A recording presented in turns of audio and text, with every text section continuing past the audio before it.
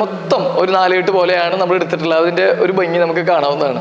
വലിയ TV unit ഉണ്ട്. അതിൻ്റെ ബാക്ക്ഗ്രൗണ്ട് ശരിക്കും നമ്മുടെ ഒരു മെറ്റാലിക് ടെക്സ്ചറിലാണ് നമ്മളിതെല്ലാം ചെയ്തിരിക്കുന്നത്. അതിന് കളർ കോമ്പിനേഷൻ വരാൻ വേണ്ടി ബ്രൗൺ കാര്യങ്ങൾ ഒരു സ്പ്ലിറ്റ് സെപ്പറേഷൻ കൊണ്ടുവന്നിട്ടുണ്ട്.